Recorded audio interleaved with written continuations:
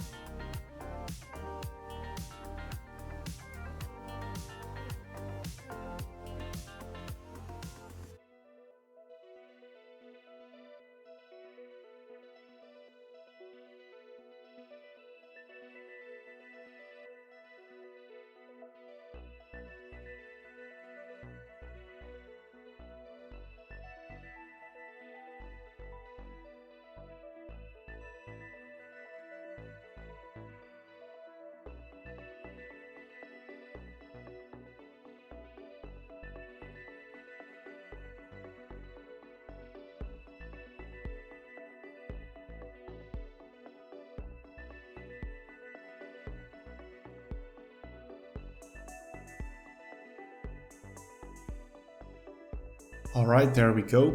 It may take a few tries, but you should be able to do this as well, if you followed along. You won't have Grombrindal, but at least you will have Thorgrim, and maybe more importantly, he won't be in your way to take back Karak 8 Peaks, and you'll be able to get rid of that pesky cost debuff. Karazha-Karak is a rich region as well, so you can sustain 2 full Thunderbur / Grudge Thrower armies if you manage to take control over and consolidate and build up both regions. This should allow you to march on Karak 8 Peaks and have a great campaign. I hope you've enjoyed the video. Leave a comment or like and subscribe and all that jazz if you want to watch more of my videos.